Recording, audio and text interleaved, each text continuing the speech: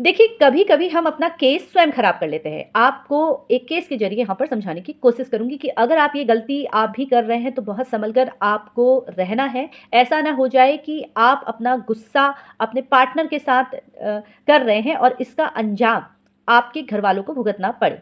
जी हाँ, एक ऐसा ही मामला आया था, जहाँ पर पारिवारिक विवाद था, पति-पत्नी के बीच में। पत्नी ने अपने पति का घर छोड़ दिया।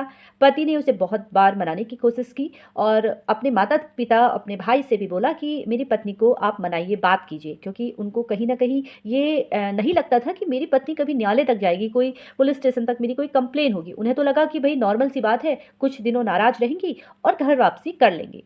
अब लेकिन बात यहाँ पर खराब हो गई। अब वो कैसे हुई?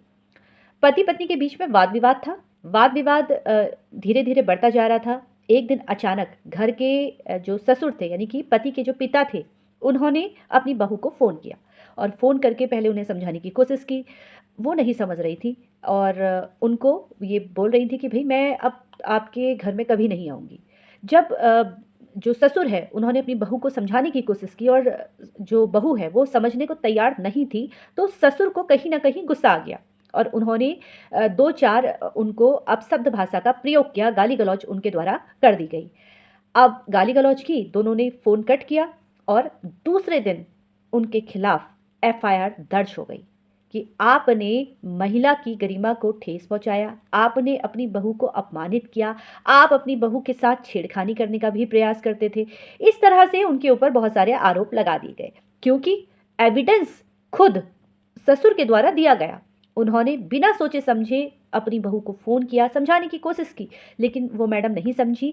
लेकिन जब गाली-गलौज हुई, जहाँ पर उनका उद्देश्य उस वक़्त क्रोध में वो थे और उनके मुँह से कुछ ऐसी भाषाएँ निकली, जो शायद उनको नहीं निकालनी चाहिए थी।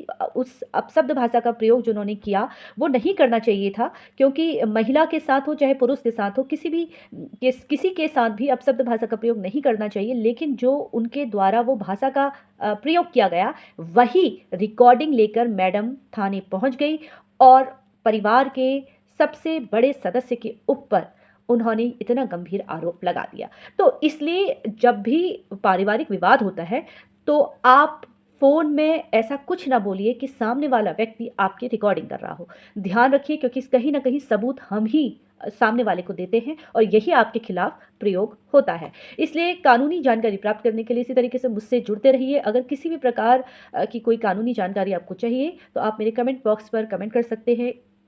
इसी तरीके से सोशल मीडिया के अलग-अलग प्लेटफ़ॉर्म पर आप मुझसे जुड़ सकते हैं, संपर्क कर सकते हैं और जब भी समय होगा, मैं आपके प्रश्नों का उत्तर अवश्य दूँगी। फिलहाल इसी तरीके से मुझसे जुड़ते रहिए। धन्यवाद।